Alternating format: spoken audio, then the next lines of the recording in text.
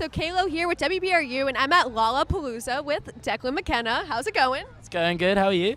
Great. So I understand that you just dropped your first full-length album. What do you think about the car? And you're starting a U.S. and Canada tour. Actually, yesterday it started. Yeah. So it must be like a crazy whirlwind right now. Like, what do you think of all that? It's great, you know. I mean, I've just been so busy recently, you know, with the album release and prepping for it and all the sort of different quirks that have come up over the last couple months. But yeah, just having a really good time. I've obviously, like, I came to America so many times. I came like 5 times, and then this year this is my first time. It's been a minute, and coming out here is always great. So yeah, I'm just looking forward to the rest of the tour. I think Lollapalooza is obviously a very scary big way of starting it, but I think I got through it to a really good, nice extent, and we missed the rain with our set, which is beautiful. Very important, yeah, because they were saying, I think Hippocampus was saying they had to stop because of the rain, which really sucks. Yeah, so hopefully it passes quickly. Really want to get back out there. So you were saying how like this is kind of a big way to start. Are you more excited for like festivals like this or like the smaller kind of club shows that you're going to be playing? I think Lollapalooza is a festival that I've known about for a long time, since I saw that Simpsons episode. So, you know, it's always going to be a big deal in my mind.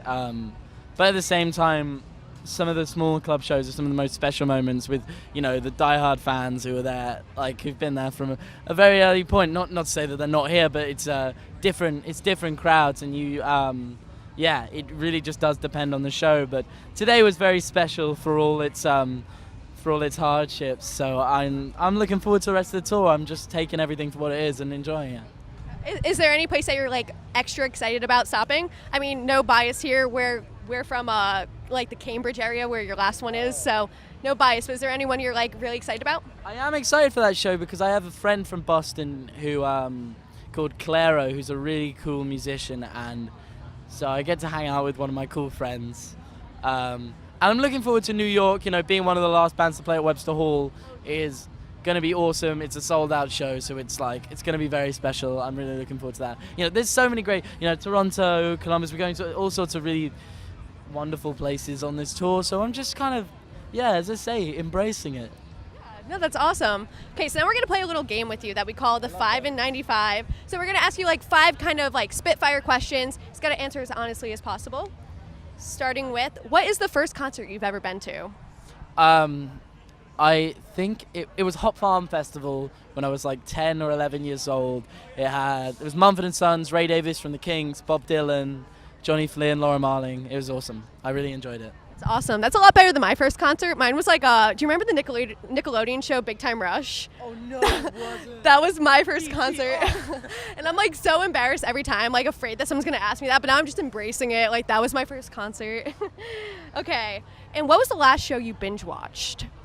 The last one I went to watch? Oh, last show you binge watched. Like a Netflix show or like a Hulu show. Oh, binge watch. Sorry. Yeah. I thought you said bin to watch. I don't watch all that much TV. I definitely watched something recently. Rick and Morty. Oh yeah. Was it the new season? New season of it? I've not watched the new season. I've watched season 1. But I'm like getting there because I'm so bad at like keeping up with TV, and I love that show. But yeah, everyone's like, what the hell, you haven't watched like all of the new episodes? And I'm like, no, because I'm lazy. Get over it. No, I'm the same way. I haven't even gotten to see it yet. Like I keep like putting it in like my Hulu section. I'm like, watch for later, and then keep forgetting. Go on Netflix or whatever and watch 60 Minutes. That episode is like one of the funniest things I've ever seen in my entire life. Okay, I'll have to remember that one. Okay, next question. If you could hang out with Jack White or Jack Black for the day, who would it be? That is such a hard question. When I was first starting out, like Jack White was one of my biggest influences. I loved the White Stripes growing up, and he was actually one of the first gigs I paid to see at the O2. I saw him doing his solo stuff, but Jack Black would be a load of fun. Yeah. And I kind of think I would feel so intimidated by Jack White. Like, so I don't know, but it'd have to be Jack White. Like, as much as fun as Jack Black would be, just I feel like, I don't know, the child in me that like grew up loving, you know, garage rock like the White Stripes and the Von Bondies, who had beef with him, but whatever. I'd have to meet Jack White if I could.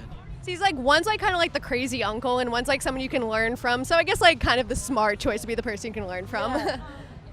Okay, next question is, if you could have a movie about your life, what would it be called and who would play you? Got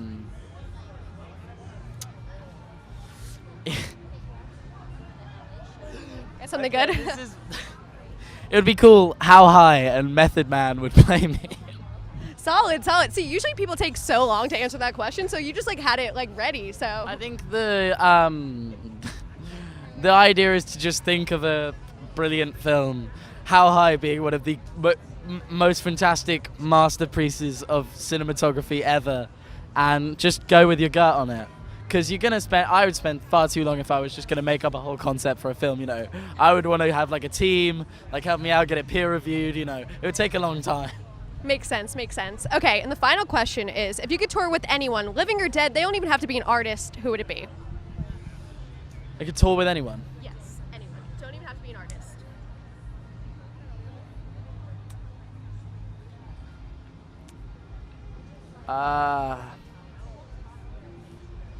You know, I say this all the time, but I would love to. No, actually, I would have loved to tour with David Bowie back in the day. I would have loved to tour with David Bowie, like just to see what that was like, because I know we went through some crazy periods of touring that dude, and just I don't know, kept doing loads of amazing things, and I couldn't really say anyone else. Awesome. Cool. So I think that's all the questions we have. Thanks again for sitting with us. Anything else you want to tell to the fans in Providence, Rhode Island? Just keep like telling Trump what he's doing wrong. Thanks for that. Okay, so this is Kaylo here from WBRU with Declan McKenna at Lollapalooza. And that's all.